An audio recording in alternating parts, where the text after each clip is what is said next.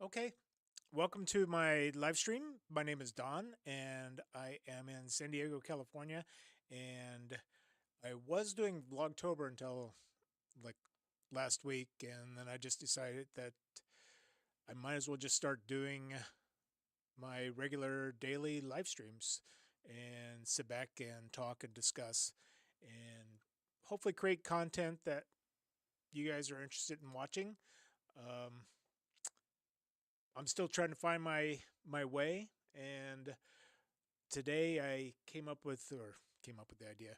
I decided that I got my ballot for the elections for and specifically for here in California the propositions, and I thought it would be interesting to go on to ChatGPT and Grok and go through each prop that we have on here to find out the information, who's backing it, and whether or not we should actually say yes or no on it, or at least in my case, figure out who puts these propositions on the ballot and why. And so, without, I guess I'm trying to think of the saying, but it can't come to me. So, no sense in chatting around because this will probably be a long one for no particular reason other than, I mean, chatting with ChatGPT and Grok isn't exactly the quickest thing in the world. And I could do the voice from ChatGPT, but since Grok doesn't do voice yet, I'll just be doing where I ask them the questions and then they print out or feed me back some of the answers. And I also get to compare to see um, which ones have which one has more complete set of information, and which one is just a light version. So, without, I don't know, nothing holding us back. Let's begin. Going to be wearing glasses because these are just reading glasses. I actually don't need glasses. So, ready? And let's start with California Prop 2 authorizes bonds for public school and community college facilities, legislative statute. Authorities, whatever those are, authorizes 10 billion in general obligation bonds for repair, upgrade, and construction of facilities at K through 12 public schools, including charter schools, community colleges, and career technical education program, including for improvement of health and safety conditions and classroom upgrades. It requires annual audits.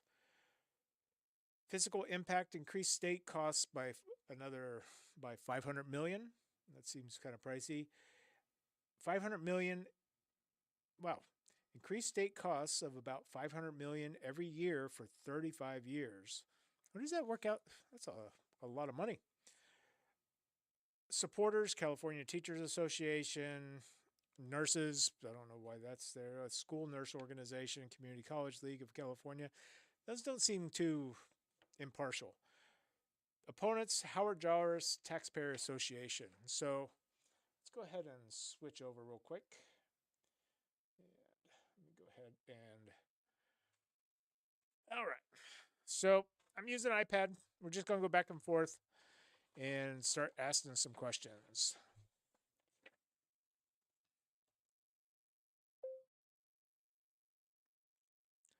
Who are the backers behind Prop 2 in California?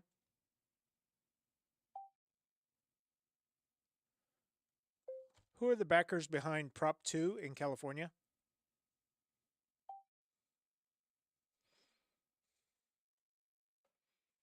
Let me go ahead and take this off. You really don't need to see me there for the most part. And let me move something else.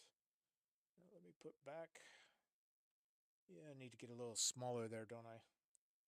Let's see if I can't place my picture in picture a little bit better real quick. Well, that's not my picture in picture now, is it? Okay. Nope. Hmm. Great.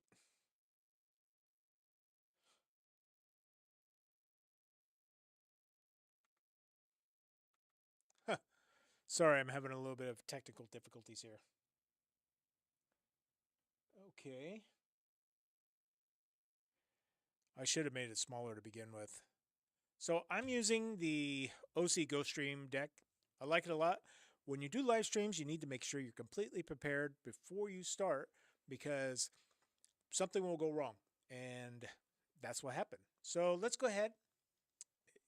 Now I'm covering up half the information, which I don't like. Luckily, I'm using the iPad, so I can just put one of them down here and then leave ChatGPT. So I have Grok on the left and ChatGPT 4.0 on the right. So Grok says, what does Grok say? The backers behind Prop 2 include various educational and community organizations. Let's see, blah, blah, blah. California Change Your Economy. Additionally, there's method. All right, the backers behind Prop 2, a $10 billion bond. The backer advocates a measure to address critical repairs. Okay, we already read through that.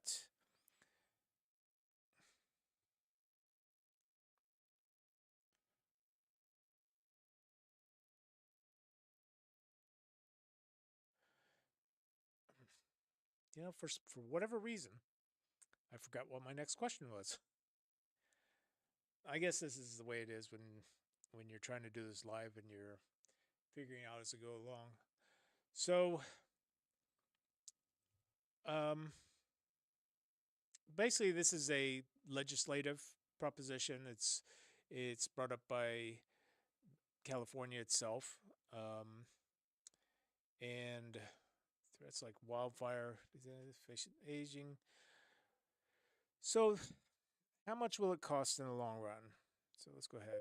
How much will Prop 2 cost California over 35 years? How much will Prop 2 cost California over 35 years?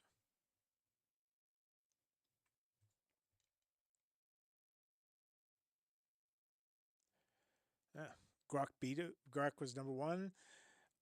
This insurance of 10 billion in bonds, the taxpayer will be responsible for repaying this amount over time, plus interest. I don't like that. This bond is specifically now. I'm pretty sure that we spend a lot on schools here, and that money is supposed to be going for this already because every it seems like every other election or every election we have a new school proposition asking more money. If I This will cost 18 billion when accounting for interest, according to ChatGPT. Now, ChatGPT on the right side is very short and concise, and I kind of like that. The measure is intended to fund. Um, so 18 billion, and okay, finally down here, a couple paragraphs down, Grok has 18 billion, but Grok is more thorough. Local matching funds, proposition, economic impact. Beyond direct costs, there's an economic impact to consider. Funds spent on the construction stimulate the economy through job creation and material purchases. That's like saying you're taking money and it's going to, by taking other people's money, then you'll create jobs. Well, that's not the way it works, but it also might be viewed. Now, what I'm curious about, because I was under the understanding that this is connected to property taxes somehow. Is Prop 2 connected to property taxes?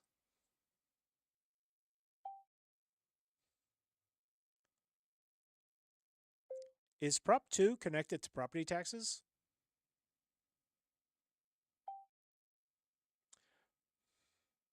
Okay. California Prop 2, as referred in the discussion, in discussions and information available on the web, indirectly affects property taxes through the mechanism of local matching of funds. So, yeah, your property taxes will get raised. State funding, local match requirement. To receive the state funds, local school districts are required to contribute. This local match can lead to districts issuing new local school bonds to cover the shared cost impact of property taxes. Direct impact. If local school districts issue bonds to match state funds, these bonds are often paid for through an increase in property taxes. This is because school districts typically finance bonds. If you live in California, you know we already pay a lot. I don't care what anyone says. It actually, you know, while Prop 13 limits the increase in property tax assessments, school bond measures can still lead to increase in property taxes if approved by local voters, as these are separate from the general property tax assessment. So what you're saying is if you pass this and it requires the local funds, then we have to go back and vote to raise our own property taxes to match the funds. Uh, yeah, no, that doesn't work because getting a property tax increase probably isn't going to happen. Not with the voters, especially not with the economy the way it is right now. Um, Sentiment on X, which I kind of like that Grok has that. There's a sentiment among some users that X that property taxes could rise due to the need for local contributions to these projects. So, in this one, I like ChatGPT's very, very concise. I'm gonna have to change Grok's parameters on how much information it gives. Proposition 2 in California is a bond measure which is funded through the state's general obligation bonds and repaid by the state's general fund rather than through direct increases in property tax. However, local school districts that wish to receive these state funds, so it's in their interest to raise the taxes on top of the taxes that we're going to be paying in California for this local match, which can lead to districts. So basically, it requires you to raise property taxes, through a vote. This matching requirement could indirectly result in some districts increasing property taxes if they issue local bonds to qualify for state matching funds. Okay, so that leads me to the next question, which is, let's see, how much does California pay for schools per year?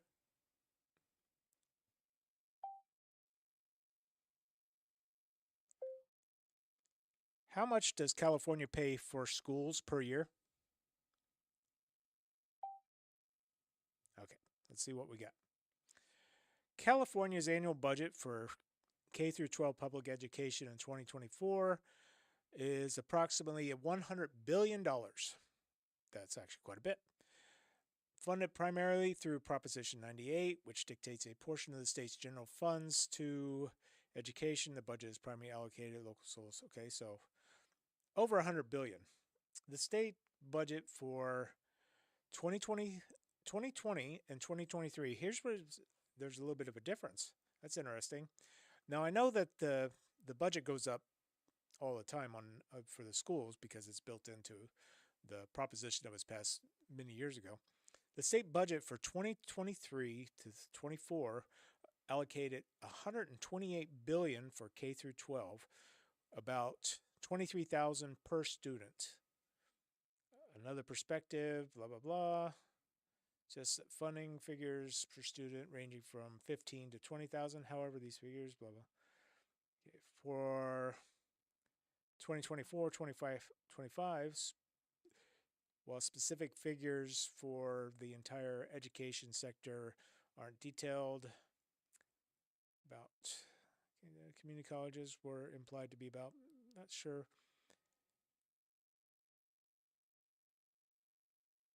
Proposition 98 funds, which are constitutionally guaranteed for K through 12 schools and community colleges, were implied to be about 100 billion for K through 12 and 13 billion for community colleges.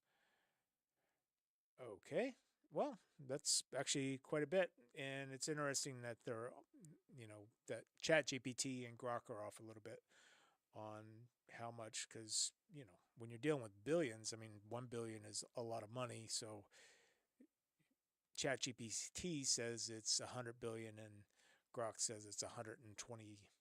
What was it? 128, 126 billion, 128 billion. So that's a lot of money, and they want to spend more than the 100 to 128 billion that they're currently using. Now, what I wonder, since there's a limited amount of funds in California, how much debt is California currently holding? And this proposition requires the state to take on more debt and raise taxes. Currently, how much debt does California owe?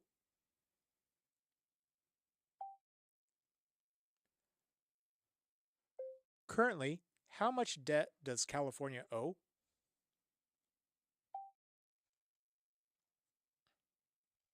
Okay, come on.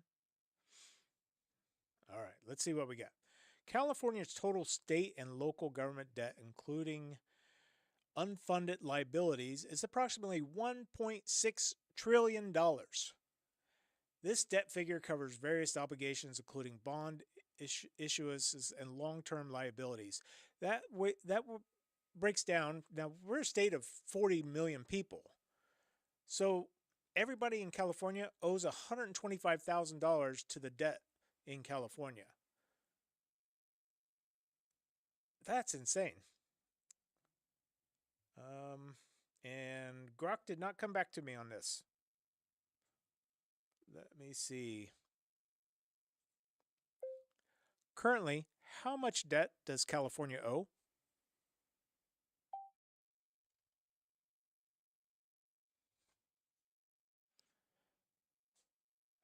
Based on available online information, the state has projected budget deficit for 2024-2025 to be around $73 billion. So they're actually three-quarters of the way to the 100 billion that they're spending just on education in the debt, and they want to add more to it. Well, talking about the total state debt, it's 1.6 trillion. So both Grok and ChatGPT agrees. So what I'm understanding here is that they're already spending over $100 billion on schools in California, which comes to anywhere between 15 and 20 some thousand per student per year. And they want more money on top of that, even though California itself is $1.6 trillion in debt.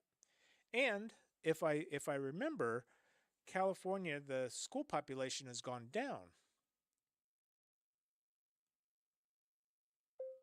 Has California's school enrollment gone down over the last several years?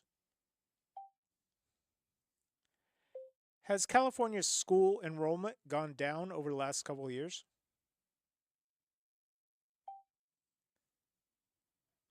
Let's see who gives me what. Okay, based on this is from Grok. Grok was first. Yay. Based on information from various sources, California's school has seen a decline in the last several years. So they want more money, even though there's less students. The state experiences consecutive decreases in total public K through 12 enrollment, with a significant drop noted in 2021 to 2022 by more than 100,000 students. And that trend has continued with a decrease of 40,000 students per year. Well, that's interesting.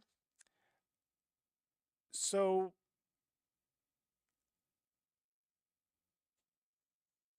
okay. How many students are currently enrolled in K through 12 in California? How many students are currently enrolled in California K through 12?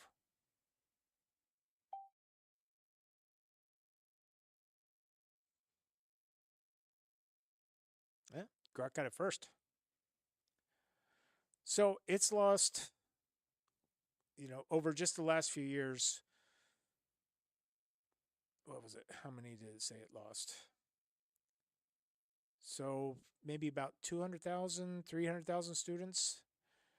And the current enrollment is 5.8 million students. So over the next decade, California K through 12 enrollment is projected to continue shrinking, potentially decreasing over 600,000 students by 2032. I don't really care for predictions, But so less students, more money. I would definitely say that it's a no on Proposition 2. Um, it's not that people don't want to spend money on schools and students. They're already spending over 100 billion. California is 1.6 trillion dollars in debt. In order for Proposition 2 to work, they need to raise, and it's not even going to work. You're still going to be, the state's still going to be indebted because it's going to be spending money it doesn't have. But they're also going to have to, the local districts, in order to get a part of that money, will need to raise property taxes in their areas. And that is wrong. So I will pass on that one. All right, next one. Proposition 3, constitutional right to marriage legislative constitutional amendment. So this amends California Constitution to recognize fundamental right to marry regardless of sex or race, removes language in California Constitution stating that marriage is only between a man and a woman. Physical impact, no change. Supporters, Sierra Pacific's, whatever, Evangel Lutheran Church in America, Dolores I can't pronounce that. Somebody's foundation, Equity California. Opponents, Jonathan Keller, California Family Council, some reverend. I don't even know why they have the supporters and the opponents on these, because most of them I have no idea who they are. I won't really care. So let's go ahead and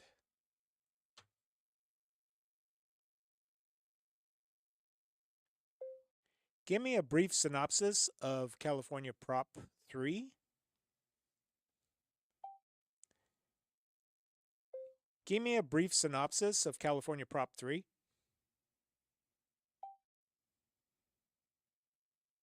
All right, let's see if by saying to give it to give a brief synopsis, it'll just give it a little bit more concise. Okay, maybe not. So where are we at? Okay, the measure would formally repeal Proposition 8, a 2008 amendment that defined marriage between one man and one woman. Although same-sex marriage is always already recognized nationwide due to the U.S. Supreme Court ruling, supporters argue that this amendment is necessary to safeguard marriage equality within California Constitution, especially against potential future changes at the federal level. And Grok's still thinking about it. Supporters of Prop 3 include, okay, whatever. If passed, the proposition would not change current laws in California, but would enshrine equal marriage rights in the state constitution, ensuring consistency with federal protections and California's civil right.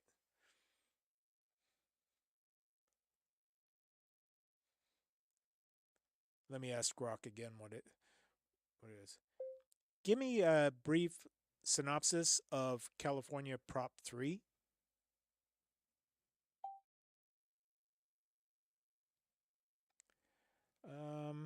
Okay. I like the way Grok lays things out. I mean, they usually give bullet points. Um, I find that easier to read and to navigate versus ChatGPT's just laying out a bunch of text. So that's actually pretty nice.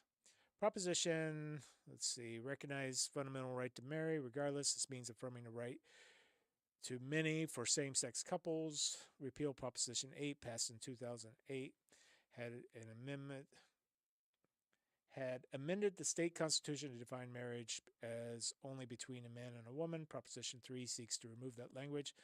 No physical impact. The measure has gained support from groups solely on the right to marriage.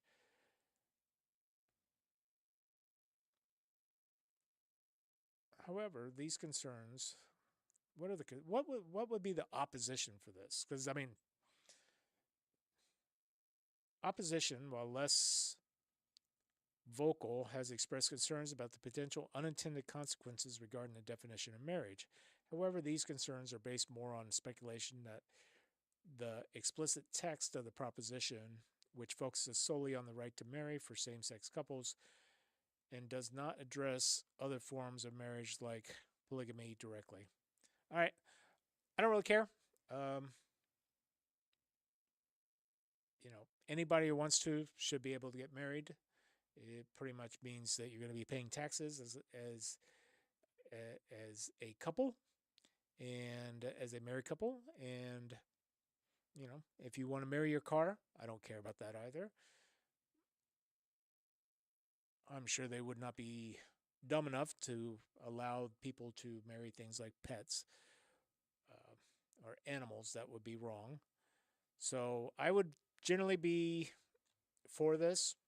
I don't see anything wrong with saying that anybody can marry who they want, not what they want. I mean, I don't care if it's a car, but I guess you can marry your house as long as you're paying taxes. You and your house are paying taxes together, joint taxes, whatever. Um, so yeah, no, I'm fine with three, and I don't see any reason to go in depth. Let's see. I do want to ask one more thing. Tell me what are the concerns about Prop 3.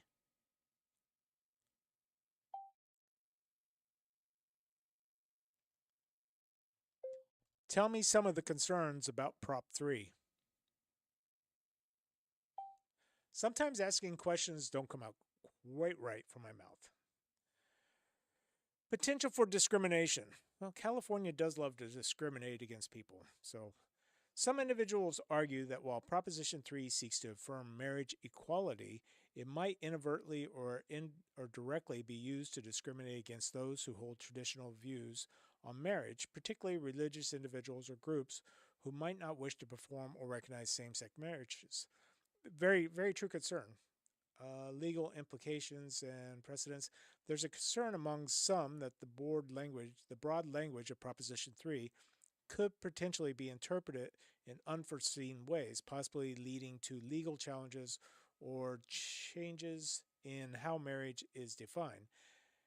This includes fears that it might open the door for legalization of other forms of marriage like polygamy. Don't care. Although the proposition itself focuses on same-sex and interracial marriage. Unnecessary measure. While same-sex marriage is already legal under federal law following the decision, some argue that three might be.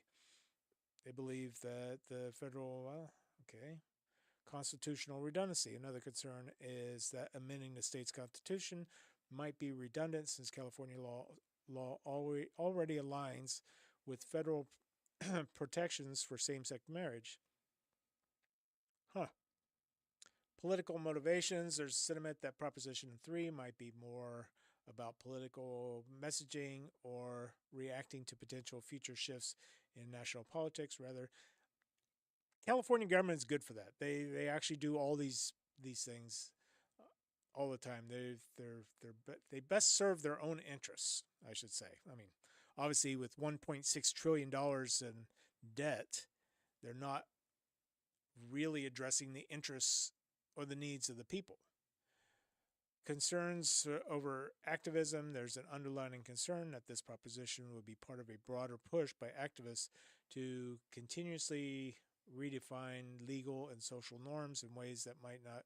I don't think so. However, it is worth noting that these concerns are balanced by the proposition's supporters who see it as, well, I don't really care what they see it. Of course, they're going to be supporting it. Okay, what does ChatGPT say? Some concerns about three. See, look, bullet points, really nice. I'm going to have to tell ChatGPT to do it in bullet points. Focuses on its potential broader impact, betting unrestricted fundamental right to marry in the state constitution. The measure could open the door for future challenges against existing rescission. Yeah, that potentially can happen, and it does happen. Um, I don't want to say certain words. certain things like polygamy and insects. Yep. And large and age limitations. People do that all the time. You can't. Me personally, I don't think you should give in to or create a law or amendment to the Constitution that allows for an open door for people to do this kind of thing. So probably the language needs to be more precise before I would say yes. And just to let everybody know, I myself am gay. I'm a gay male, so I don't have any problem between same-sex couples marrying. But if it goes beyond that, which it will, because there's always people out there that want to push the boundaries or take it too far or whatever it is, and I call them broken people mostly. Um, so I will have to think about this one. Additionally, opponents contend that changing the language around marriage in the state constitution would erode societal norms. I don't think so, suggesting that children do best when raised in a home. Uh, yeah, no.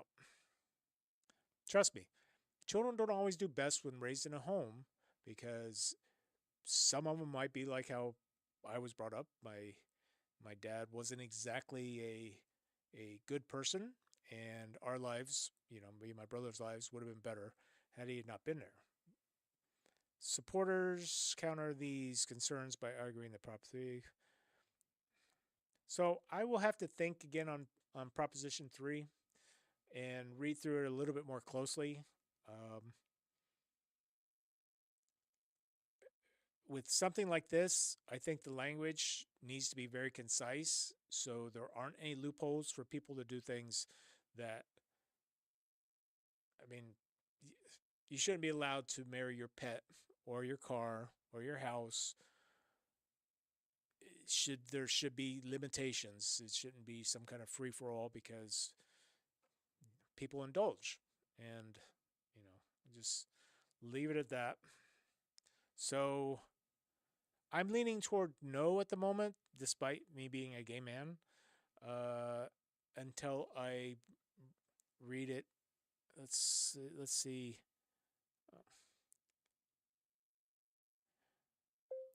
Can you show me the actual test for Proposition 3 in California? I want to see what the actual text is.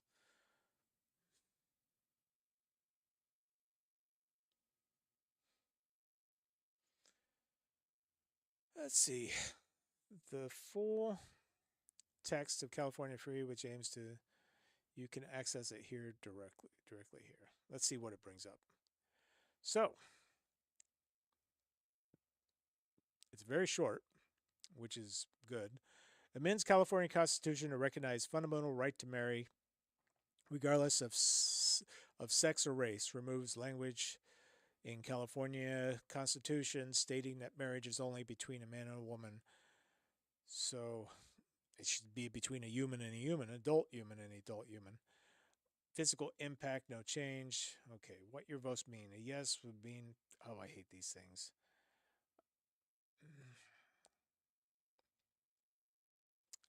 I mean, me personally, I would say no at the moment because I don't think that that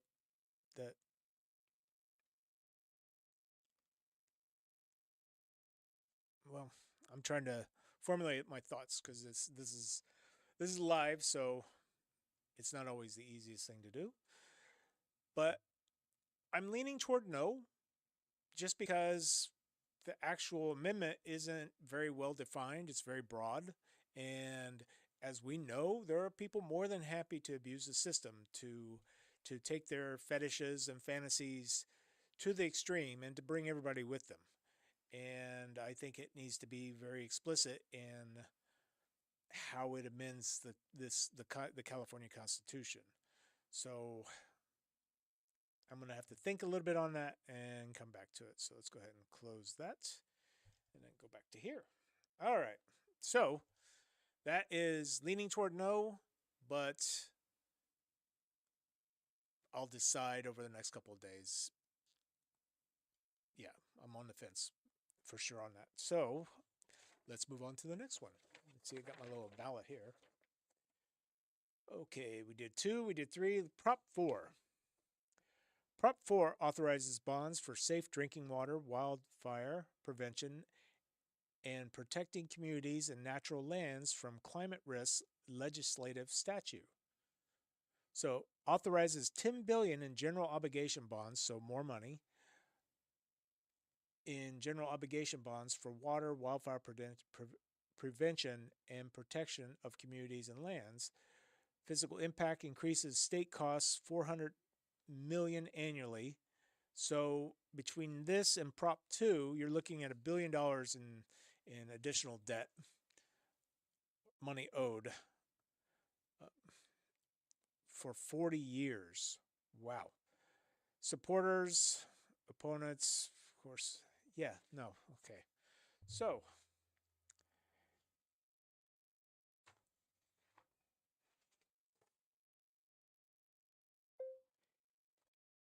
give me a breakdown of California Prop 4.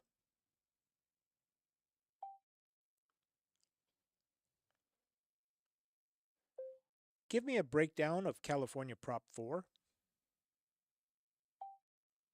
You know, AI, while it's still not really usable for a lot of things, it is very usable for this. And I would actually, I've been thinking about using Perplexity because Perplexity seems to be more comprehensive in its results and understanding the news or filtering the news that you want to see versus the other ones. I don't know. I would have to throw it in the mix and audit it to see if it's viable, but I've been looking at it. Okay, so Grok says authorized bonds propose, let's see, key points. Drinking water. Proposition 4 aims to improve water quality. Now, let's just, California approved reservoirs in California a long time ago, years at this point, and none of them's been finished or built. So let's just remember California does not care about even supplying us with drinking water, but yet we're going to improve water quality. Proposition 4 aims to improve water quality by funding projects to remove toxic pollutants from drinking water, repair infrastructure like dams and levees, and increase water supplies through storage and recycling. Now, I thought we were already paying for that in the California budget because that is why we pay taxes. So they want more. All right. Wildfire prevention. Now, we live in California. We've had wildfire prevention for decades. So we want more money. Okay. It includes funding for wildfire prevention and forest management to reduce the risks and impact of wildfires. Climate risk mitigation. Funds would also be allocated to protect natural lands, parks, wildlife, coastal areas, and to support clean energy projects to combat. Now that sounds like a big slush fund. There's no definition on that. That's just a pile of money going to random things. Financial impact. The proposition authorizes the state to issue 10 billion in general obligation bonds. Repayment costs. Increased state costs to repay the bonds are estimated at about 400 million annually for 40 years, potentially about $20 billion including interest over the life of the bond. Allocating of funds, so 1.9 billion for drinking water, wildfire and extreme heat projects. What is extreme heat projects? 1.9 billion. Natural lands, 2 billion to natural lands, parks and wildfire. Coastal lands, bays and ocean protection. Again, that's so vague. Clean energy projects, 850 million. Is that nuclear? Because the stuff that they're doing now isn't producing enough energy in California. So there's only really one clean energy that's available. Also, at least 40% of the bond revenue must be spent economically in economically disadvantaged or climate vulnerable communities. Well, who decides that? And 40% is a lot of money. What is that? Support and opposition. Supports are the same cast of characters. Clean Water Action, National Wildlife Federation. Okay, opponents argue that the use of the bonds uh, argue against the use of bonds due to the long-term financial burden on taxpayers, suggesting that these issues should be addressed within the state budget as we pay since we pay taxes for this stuff already, uh, or through other funding mechanism. They express concerns over the efficiency of spending in public money and the potential for funds to support unproven. Exactly. Yes means yeah.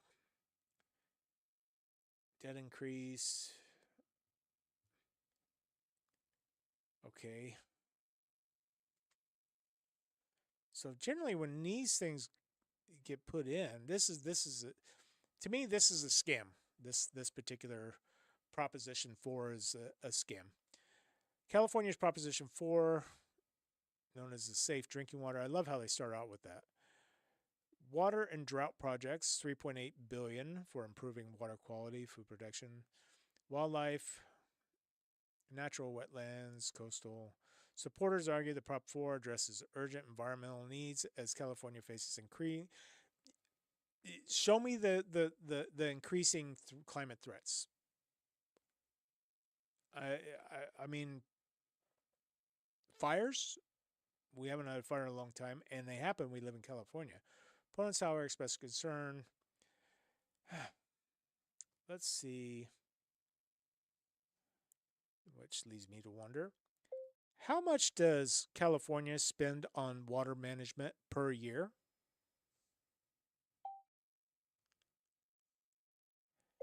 How much does California spend on water management per year?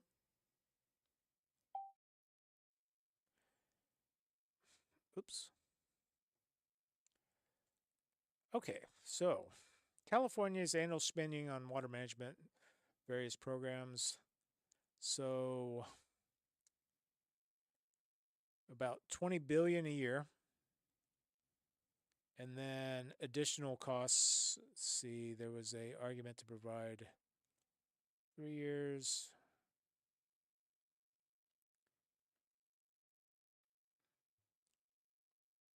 These figures, well, not all of the 19 billion goes directly to water management. A considerable amount does.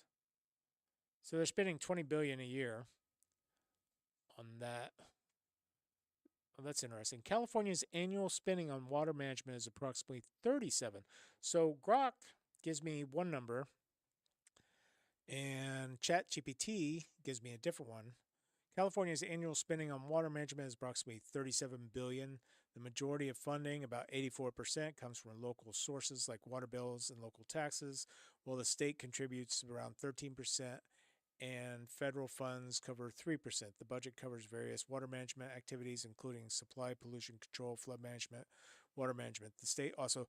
So they say that they want to spend, this proposition is about spending money on this, but then they're literally taking 40% to decide that they're going to spend it on areas that are underrepresented. Now, do they define that underrepresentation? No, they do not. So if we're all in this together, I mean, it's not like any one of us shouldn't be able to have access to clean water all the time. Yeah, so far I don't like this. Let's see what California's overall yearly budget. If they spend anywhere between 20 and 37 billion on water management in California, what is California's yearly budget? What is California's yearly budget for everything? I know it's kind of a bad question, but whatever. What is California's yearly budget for everything?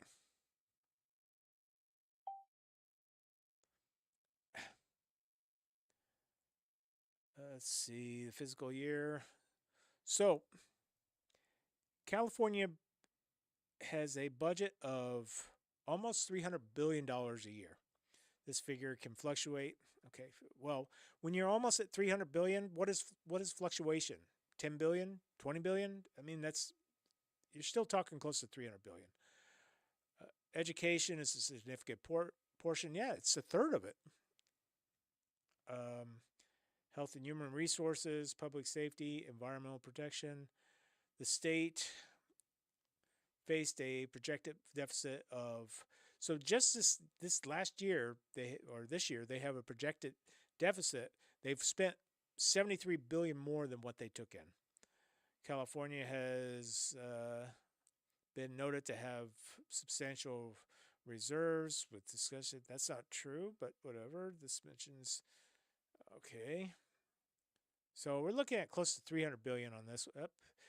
And chat says for 2024 25, it's 300 billion. This includes 200 billion from general fund and 84 billion from special funds. So they want to increase property taxes and then taxes more for, despite bringing in 300 billion, or their budget is 300. Actually, let's see how much they bring in. How much does California bring in taxes every year for 2024?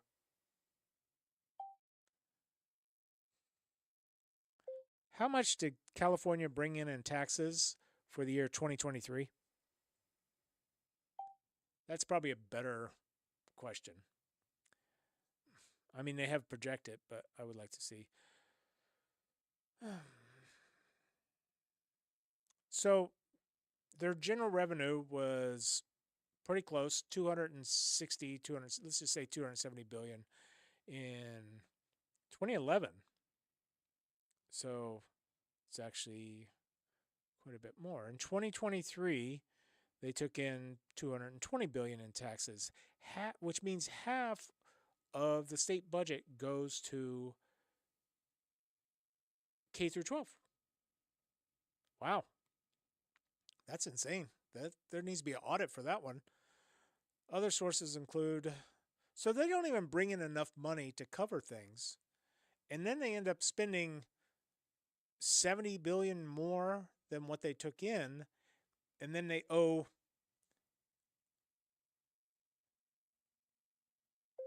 how much interest does California pay on its debt per year?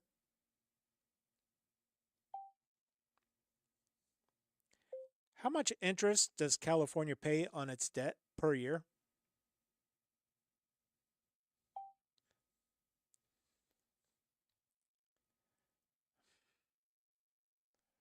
California's annual interpayment is not explicitly stated in documents, which it should be, but from general discussions, it's mentioned the U.S. paying.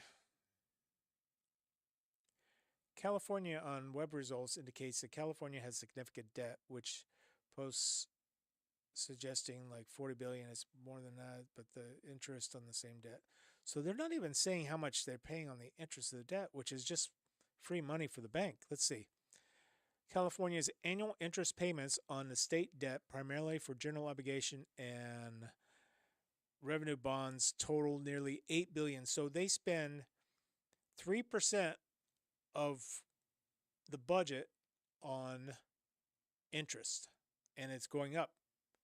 And California owes 1.6 trillion, is 1.6 trillion in debt, which breaks down to $125,000 per California. So I don't know about you. That's a big no for me for Prop 4. I care about the environment, but they need to work on their budget because clearly they're not doing things right. Wow. Let's see how much they spend on fire prevention per year. How much does California spend on fire prevention per year?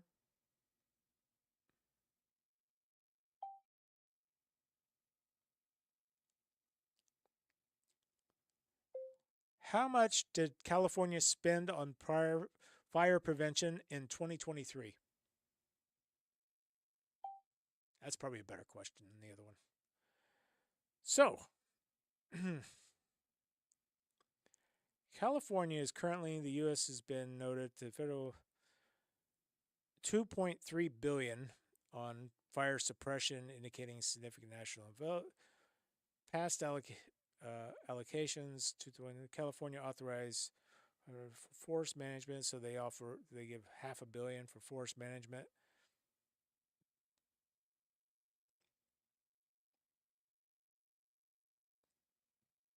Grok doesn't like to come up with numbers as much as the other one. California allocated approximately $2.7 billion to fire prevention and wildfire resilience efforts. So anywhere between 2 and 3 billion a year, which is actually quite a bit. I do not think that they need more money, and I don't think that they needs to have some kind of slush fund, which is that what 40% of this proposition is set aside so they can decide. So these people up in Sacramento can decide who gets money. That's a slush. That's called a slush fund. So that's a big no for Proposition 4 for me. Now you may find it different, but if you look at how much they're currently spending, what they're spending on, and that they have what I would consider dishonest. I mean, 40%. So over, it's $10 billion. So they have $4 billion of that as a general fund to put where they deem fit. I don't think so. And then it's in its lifetime, it's going to cost close to $20 billion. Yeah, no. Where are they getting the money for this? Oh, I suppose they're going to raise the taxes or try to. Let's see. That leads me to a question.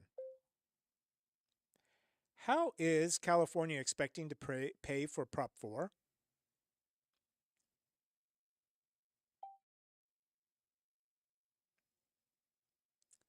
Will California have to raise taxes to fund Prop 4?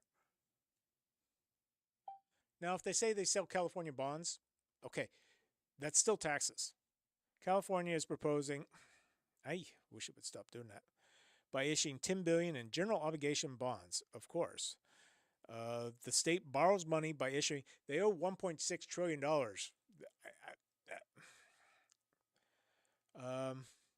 Which are backed by the state's credit. The bond issue, okay, this means the total cost.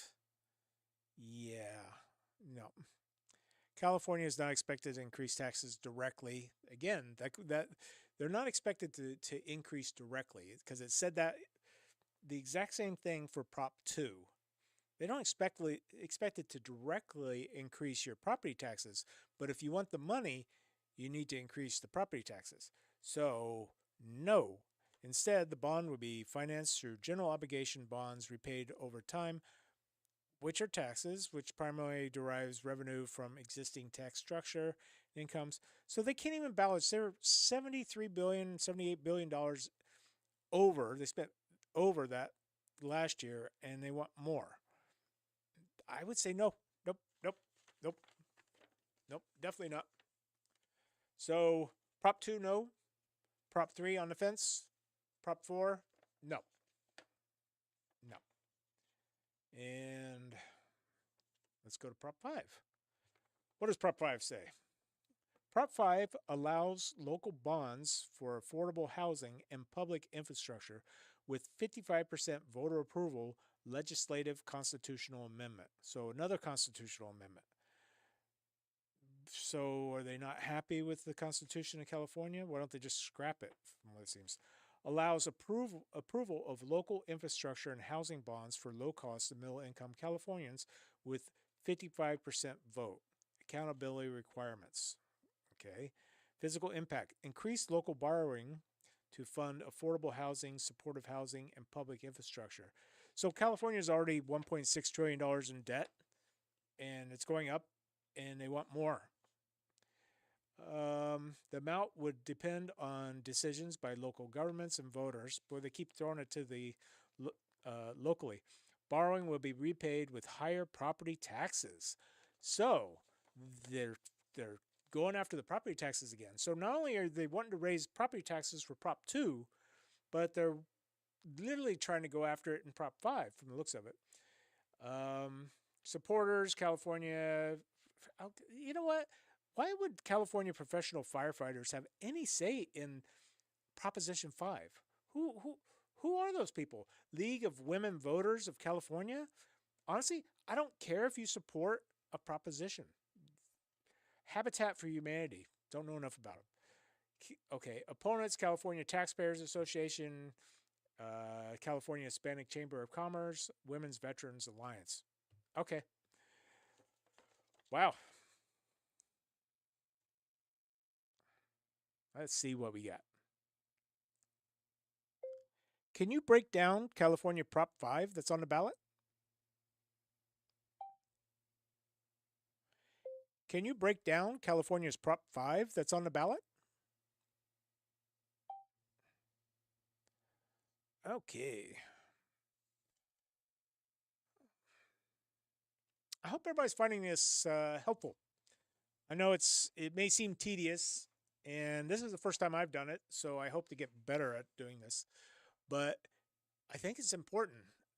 And to go into these propositions, not knowing how much debt is currently on every single person living in California already, I I don't have any money myself, but that debt is still on us, the citizens, at $125,000 a person to pay it off.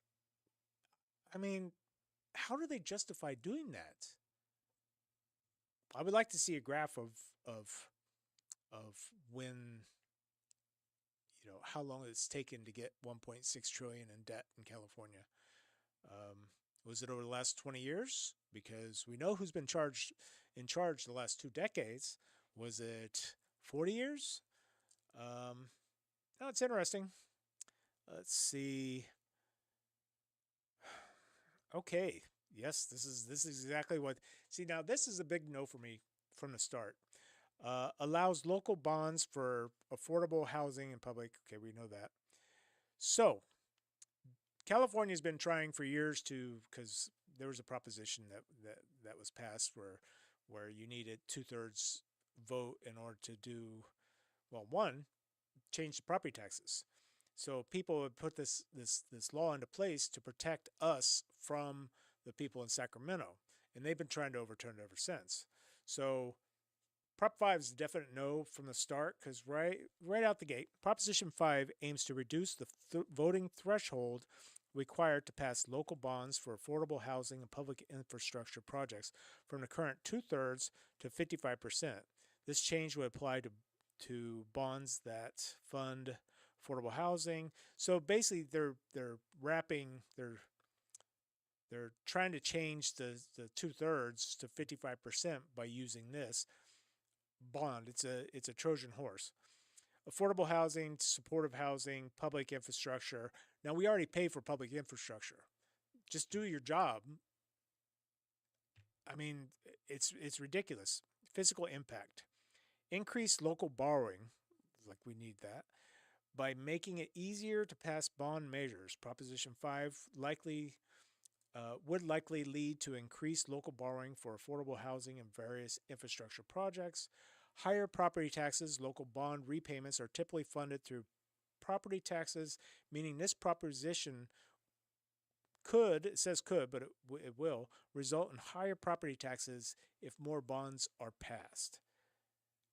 Amount of borrowing. The exact amount would depend on the local government's decision and voter approval for specific bond measures.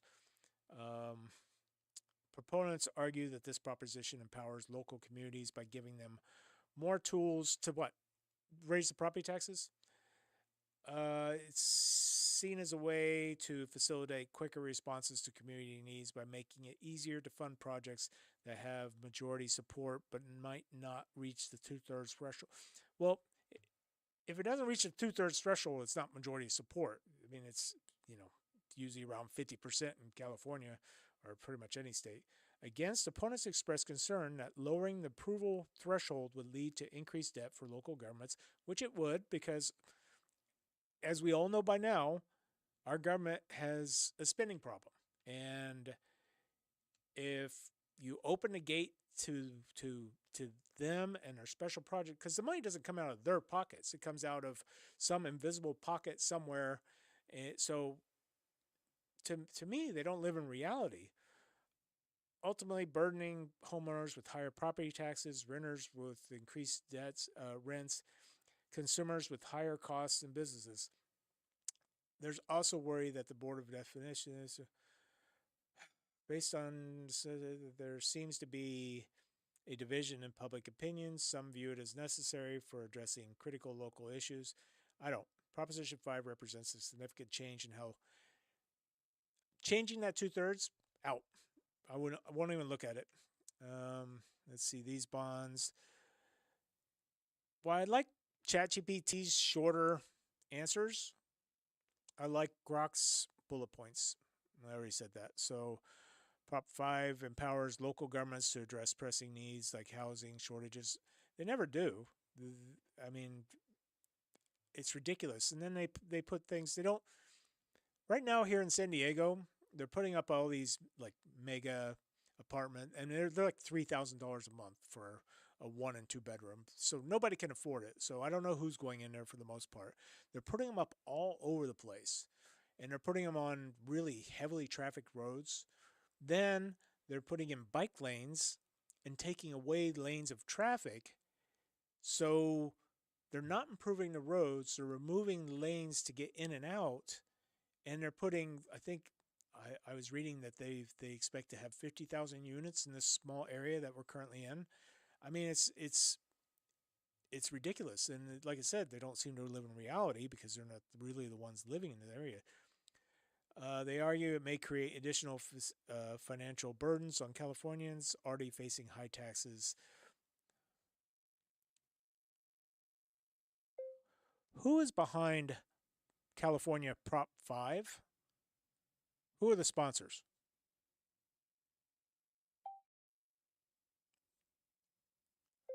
Who is behind California's Prop 5? I wish it would stop doing that. Okay. Sponsors. Yeah, why is. I don't understand. You know what? So, the sponsors of California Prop 5 include California Professional Firefighters. I don't care. Support for organization. Supporters of California. So basically, our government wants to overturn the 3/4 or 2/3 requirement so they can raise the property taxes when they feel like. So let me, Jill, let me just say it's a definite no on 5. I don't really care anything about it at the moment. Um, but when they say, because one of the things that they always say is that they're they're not we're not paying enough for property taxes in California, and they keep saying that over and over.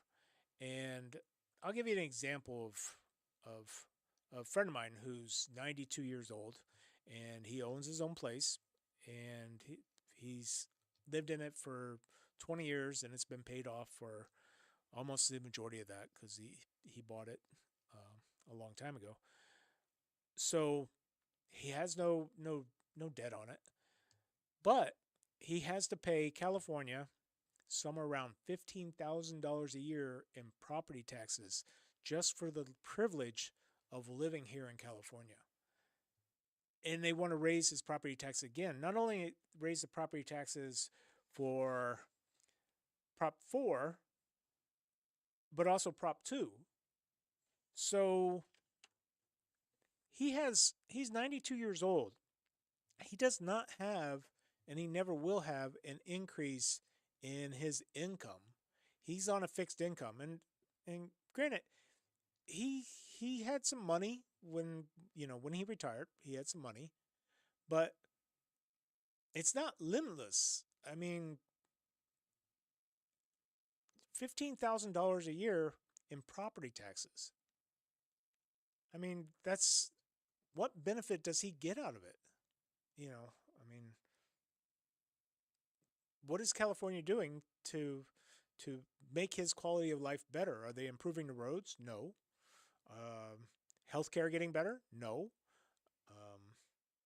He also owes $125,000, to the debt in California. I mean, it's insane that they want to raise property taxes. They want to use this Prop 5 to get rid of the two-thirds rule. I mean, so hard no on 5, and sadly we'll see this again because this comes up pretty much every election. They keep trying to overturn it, and eventually they will because people want to help other people. I mean, this is wrapped up with, we just want to create affordable housing for people and yada yada. Well, no, they don't. The whole goal of this is to go from two-thirds requirement to 55%, and they're more likely to be able to pass raising your property taxes. Now, just remember, my friend is 92 years old. He's on a fixed income. He will never have an increase in the amount of money he makes ever again, but he's paying $15,000 a year in property taxes just for the privilege of living in California. That is disgusting. And the people up in Sacramento and Newsom, they should be ashamed of themselves for the amount of money they're stealing from a 90. I mean, because I think it's theft. I mean, I understand what property taxes is for, but the fact that they keep wanting to raise it, no, no, no, that's ridiculous. So definite no on 5. Okay, and on to what do we got? Prop 6. Prop 6 eliminates constitutional provision allowing involuntary servitude for incarcerated persons, legislative constitutional amendment. Why are there so many constitutional amendments on this? Right now, I'm starting to get worried because, I mean, was it two out of the one, two, three, two or three out of the 5 that I've, you know, read through all want to change the Constitution in California? Why? Um, so right now I'm suspicious because yet again another change to the Constitution. So amendments to the California Constitution to remove provisions that allows jails and prisons to impose involuntary servitude to punish crime, forcing incarcerated persons to work. Physical impact. So let me understand potential increase or decrease in state and local costs depending on how work for people in state prison and county jail changes. Any effect likely would not exceed the tens of millions of dollars annually. So I don't really understand this one, so let's go ahead and ask our AIs. Can you break down California Prop 6 for me? I don't understand it.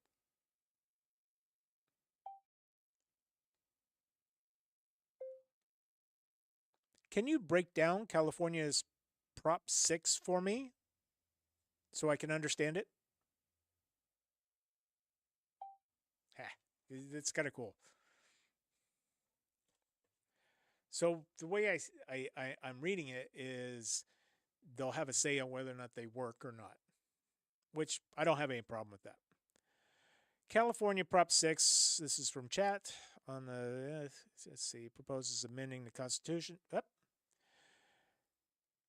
Amending the Constitution. Oh, okay. Where am I at? Proposes amending the state constitution to end involuntary servitude in prisons, making all work assignments voluntary for incarcerated individuals. I don't have any problem with that. Currently, California allows forced labor as punishment, meaning prisoners must work under threat of discipline, even if they prefer to focus on educational or rehabilitative programs. Prop 6 would remove this requirement, allowing inmates to choose work assignments and potentially earn time credits toward. Yeah, no, I actually don't have any problems with this particular one, but it is California, so I wonder if they're hiding something. Supporters of Prop 6 include ACLU, whatever, don't care. There's no organized opposition to Prop 6, but some critics worry that voluntary labor may complicate prison management and potentially increase costs, as California may need to pay higher wages for certain tasks. They should be paying a reasonable wage. I mean, if if somebody's going to be working, even if they're in prison, they need to be paid. I mean, that's ridiculous that would still be part of the Constitution. And what does ChatGPT say? Uh, the primary aim of Proposition 6 is to amend the California Constitution to prohibit slavery. It's not slavery, but whatever. And involuntary servitude as a form of punishment and crime. Now, they should be punished, though. Don't get me wrong. And I would say they should be given a choice, education or nah. See, that wouldn't work either. Yeah, I don't have much problem with this. No disciplinary action implication. Uh, Physical impact. Okay. There's a sentiment among some that ending forced labor in prisons is a step toward more ethical treatment of incarcerated individuals, aligning with national and international human rights norms, whatever. Voter implication, yes, no. Maintain secure system where involuntary supports come from. Well, not explicitly detailed. I would say this one's fine. I don't have a problem with that. With this, it's still, oops, yeah,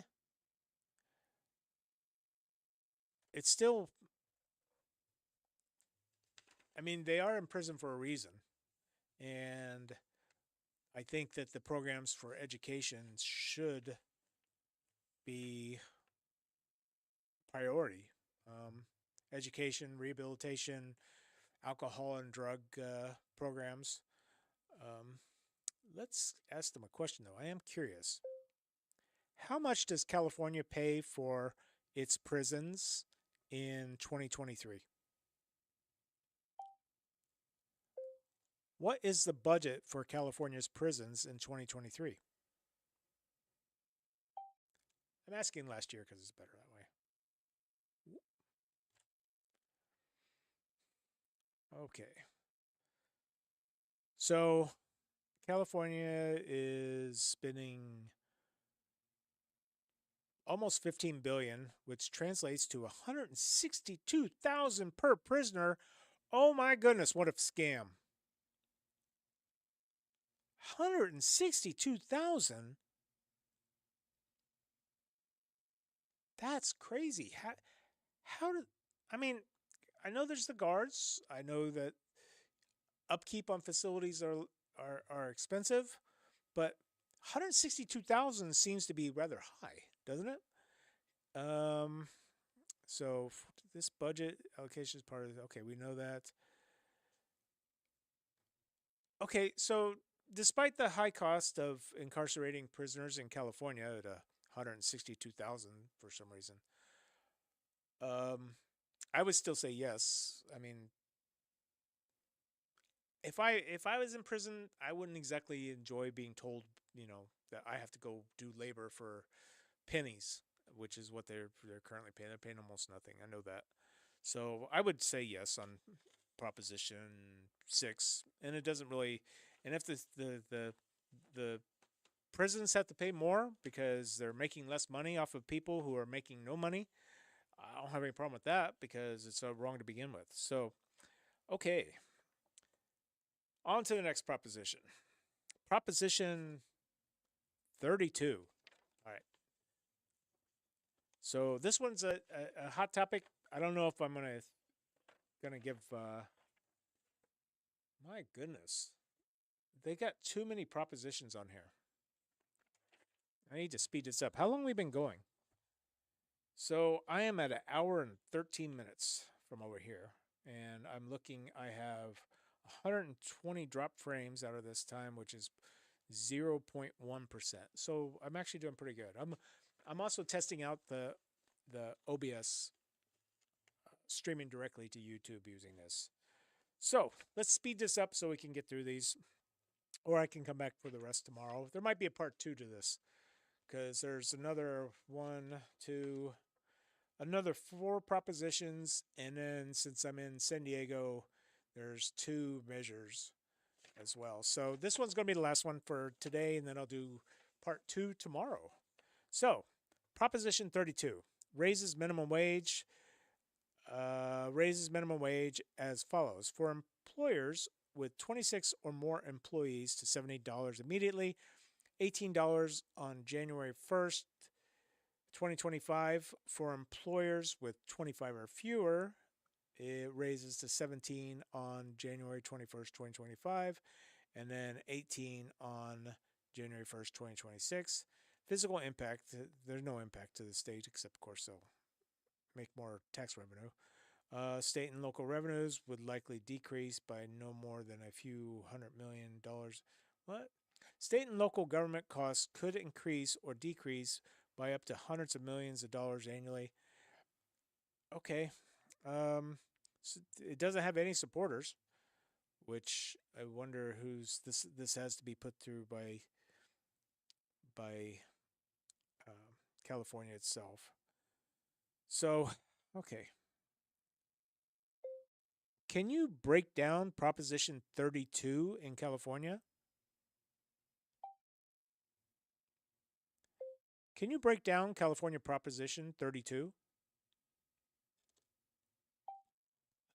I'm getting a little tired because, you know, I've been talking for a while. Um, so, I sometimes it just does this. So we know it increases the minimum wage, 26 or more. Um,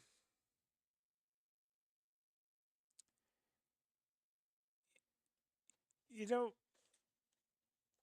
we really don't. I mean, this is in the news all the time, and I know California caused the had raised the fast food to $20 an hour. So this one is kind of curious why they're doing this only for less.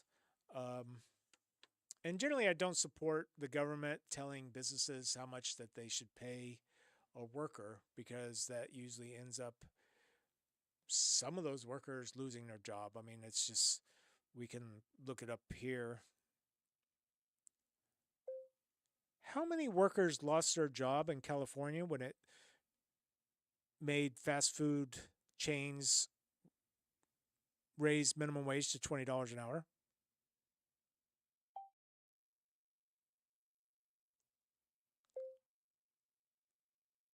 How many jobs were lost after California raised the minimum wage for fast food workers to $20 an hour?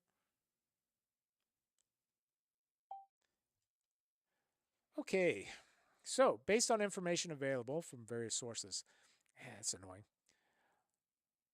When the $20 minimum wage for fast food workers was implemented, there were reports of job cutting. For instance, Pizza Hut, Round Table Pizza announced layoffs, with sources suggesting 9,500 fast food jobs were cut from September 2023 to January 2024. Long term analysis indicate that despite the initial job cuts, the overall employment in fast food sector stabilized. Oh, that's nice. So, oh, that's ridiculous. Stabilized or even slightly increased in the months that followed. This suggests that while there might have been initial layoffs, not initial layoffs. I mean, it's ridiculous that Berkeley, of course, would say this, but 10,000 people lost their job in, was it September, October, November? Like, in a 5 month period, 10,000 people lost their job, and then it stabilized. Well, yes, the companies got rid of the jobs in order to cover the increase, so they don't need to continue to get rid of positions. Wow. Um, Official data, the U.S. shows that in fast food, California, 6 months after the law took effect, with approximately 750,000 jobs, 11,000 more than were higher in the minimum wage. The Bureau says California, 6 months after the law, showed an increase. They showed an increase. After the decrease, they showed an increase. Well, yeah, that makes sense. Therefore, while there were indications of losses reported, okay, so that was Grok. Grok says that there was 10,000 people lost, but then Berkeley says it stabilized, and the U.S. said it increased. The U.S. Census Bureau of Labor Statistics said it increased. Kind of all over the place there, but that's what I expect. After California raised the minimum wage for fast food workers to $20 an hour, studies and reports indicate that no significant job losses occurred. See, Berkeley's here again. That's weird. The new wage standard did, however, lead to a modest 3.7 increase in menu prices, as expected. So jobs were lost because it said over here on Grok that there were, and food was raised. And while they say 3.7, well, it's 3.7 on the already higher costs of food, um, with most of the costs passed to consumers, but also absorbed by profit margins. No, actually, pretty much all those. Additionally, state data shows a growth of around 11,000 jobs added in the fast food service. So this one is kind of a little all over the place. And honestly, I don't know. Let's see. Let me. What should I ask? How do I get the information that that confirms my what's it, confirmation bias? Um, hmm.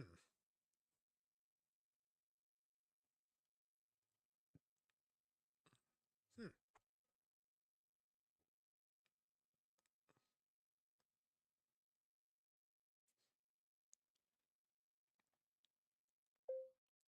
How much did the $20 an hour fast food increase in minimum wage cost the average person in 2024? I can't think of a question right now. Okay. So increase of 5 to 10%. I don't call that modest. It says it's modest. So not only did they lose a few people because it literally said it did, and then it increased with some people because of course they have to. These companies have to they can't work without customers. I mean without employees. But so they increased the cost, which caused people to cut back. Frequency of dining in some individuals uh, might lead to a reduction in how often they dine out, which I don't know about that. Income versus price increase. If we consider the perspective of fast food workers, their wages increase significantly, which could mean an improvement in their purchasing power. Yeah, I don't know about that because the food is 5 to 10% higher. However, for the general consumer, especially those not benefiting from the wage increase, there is net cost in terms of higher prices of okay.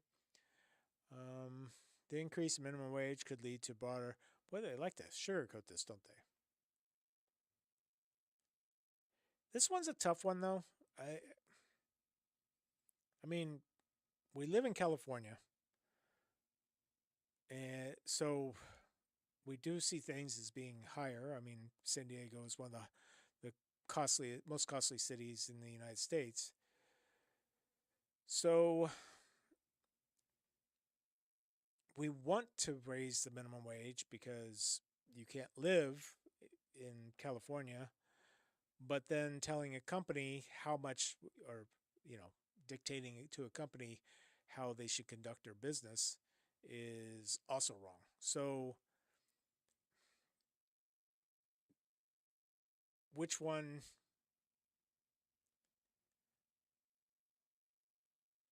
which one would you do? Which I mean, cost of living California, of course we want to raise minimum wage, and anywhere else $15 minimum wage would be good. And I know what federal minimum wage is still nothing. Um, it's actually quite a joke. But telling a private company or franchise, because McDonald's is a good example. These McDonald's isn't one major company. I mean, it is, but the McDonald's themselves are franchises and they're owned by an individual, or a group of individuals, or however they purchase it. Um, and I don't think it's right to tell them how much value they should see in their employees. They should be able to decide on their own. So I don't know. I would lean toward no because of that, because we do live in the United States and the government needs to stay out of other corporations' business unless that corporation is killing people. They just might with the what they put in our food. Um, yeah, um, it's a tough one. You'll have to decide for yourself. I think I personally would say no because I don't believe in. I think that's an overstep of the government. Um, so yeah, I mean that's just the way it goes. Anyway, this is the end of part one, or pretty close to the end. If you like this, like and subscribe, of course, and I'll continue producing these. I keep looking at my little screen, so I'm using a Pocket 3 as my studio camera, and maybe I need to turn it around because I keep looking at the screen, and I wonder if I'm pretty sure maybe there's a way to make the screen go dim instead of looking at the lens. And I can't even see the screen because I'm wearing reading glasses, so it's not like I can see anything on there. And I've got myself here, and I got myself over here on the things you see. Boom. That's the switcher over there. That's where all the magic happens. It's quite exciting. Uh, so this is just going to be part one. Tomorrow I'll come back for part two because this is already an hour and a half. And if anybody sits through an hour and a half, well, thank you. I appreciate that. As for the president race, none of your business. Uh, I'll I'll I'll decide. Um, I would have voted for Tulsi Gabbard. I'll let you know that, but she's not running in it. So she has gray hair. I would have voted just for her hair.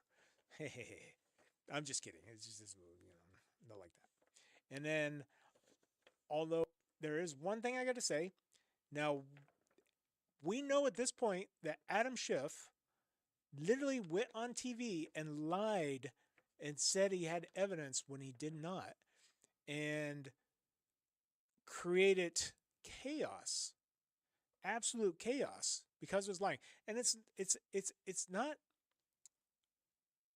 not fake news. He literally did that, and you can look it up. It happened, and now he's running as a state senator, and he will not be getting my vote because, yeah, he's a little pencil neck guy, and at least in my my observation, he is kind of a. I mean, he's not honest. I mean, very much so. He's a very dishonest and destructive person, and he needs to be run out of politics altogether. And let's see, rest of it, you know, when it comes to the presidency, vote for who you want. No one should be able to tell you or force you to do something or make you believe something that's not true about one of our representatives or whoever's running. I mean, it's all politics and they're all playing games, and just ignore the games and you know vote with what you know. Representative, I don't know who those people. I know Isa, um, but he's been around, and then the other one, state assembly. I guess we'll send the same people we always did. I mean, most of these people are just a repeat of before. There's really nothing new here, and I'm going to assume that they're probably incompetent, like they all seem to be over the last decade or so, particularly in California. I can tell you one thing on the propositions that are there to raise your property taxes, say no. I mean, Prop 2, no. That was the bonds for public schools and community. We're already paying over $100 billion, half to over, you know, $100 billion out of a $300 billion budget that we're already spending, and they want more. And they want it through raising property taxes, and then the right to marriage, on the fence. Prop 4, the the slush fund. That was the slush fund because you can't just give 40% of billions of dollars to some general fund and say you're going to put it wherever you want. Prop 5, affordable housing to, you know, Trojan horse, if you ask me, to in order to remove the 2/3 requirement. Um, so that's a definite no. Prop six, I would say yes for me on that. I mean, I don't think that they should be forced, and if they do offer work, it should be paid at a regular wage. I mean, it's ridiculous. Let's see. Hold on. How much does California pay prisoners for work? Let's see what it is.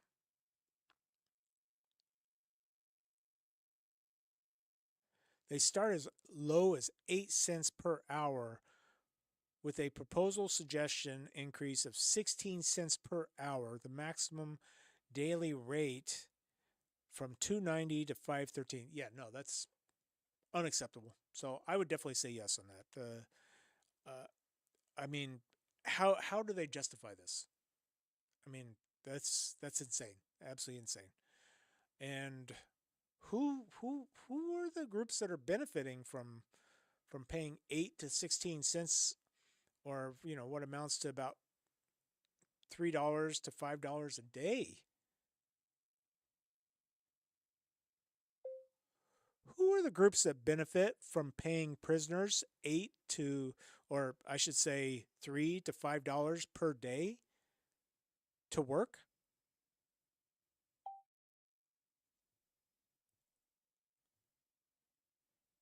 State and federal prison systems by employing. So it's private companies, some private businesses. Okay, who are they? Labor is extremely inexpensive, which can lower production costs. It shouldn't be that. Local government, sometimes local government. I understand making them get out and clean. I would have them on the highway. I mean, I don't think that necessarily they should be paid for going along and picking up trash. As a matter of fact, that should be part of the punishment. Taxpayers, ideally taxpayers, might benefit from low cost programs like. Okay.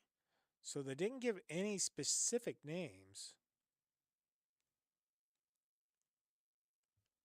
Can you give me specific names to companies that employ prisoners in California?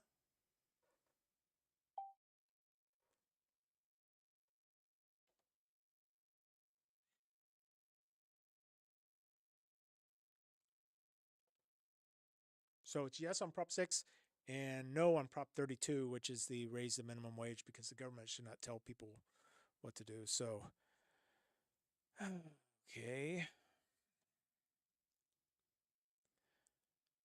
Huh. So Merit Partners at someplace it's not giving me a really good. Big Dog and the Last Mile Workers. These programs aim to reduce prison operating costs. So yeah, no, they're basically using these people as labor, and it doesn't give these these people. It doesn't give specific companies. It gives basically the organizations. Wonder what companies are benefiting in California. Anyway, that will be for another time. Um, I would say yes, because I don't think a company should be coming in and benefiting off of the labor of somebody without their consent. It is the United States. I do, however, think that they should be out there cleaning the streets and cleaning everything and cleaning. I was in the Navy a long time ago, and I, I, if there's nothing to do, then you clean and you clean all day. And I've got no problem for cleaning to be part of the punishment. And obviously education. I mean, education for them should be free, uh, as well as rehab and all that other good stuff. So comment, like, and subscribe. I'll be back tomorrow for part 2. I think this one went over an hour and a half, and I do like these long form talkbacks. Whew. I do like these long form, well, the, you know, longer forums like this. It's kind of fun. I mean, you know, at least with this, it's good to break it down and figure out what's going on, because most people seem to vote with the propositions and things like that without actually looking at it. They vote with their heart and instead of their mind. So taking, in my case, 90 minutes to go through half of them isn't really a big deal, and at least I get to do it on camera because I'm producing content. So this is day whatever of this Vlogtober I started and moved into just producing my own show, and I hope you like it. Again, my name is Don, and this is the stream bigger. And I had to look at that. I still don't have it fully in my head, and I don't like the title, but that'll be a discussion for another day. So I hope everybody likes it. And I should have actually gone back to that to make it a little bit better. Woo. But that was a chore. So is this better? Now that it's full size, you can see my little logo down in the bottom corner of the screen, and I do like the logo. I think the logo is actually pretty cool. So before I go, I'm going to tell you the equipment that I'm using because I like the equipment. This mic is $20. It's the uh, Bringer. Is it Bringer 85A? Something like that. Very affordable, but I think sounds nice. And I'm not a big fan of audio. I just kind of wanted to to be plugged in and work, which that's not the way audio is. The arm is Toner, Tonor, and it's a low profile boom arm. And I like it because, one, you can pick it up on Amazon for about 20 bucks, and it does exactly what you need, and it doesn't make any noise and doesn't move around. I'm using my iPad Pro. I have the OC Go Stream Deck, which is my little switcher. Um, Obviously, PC.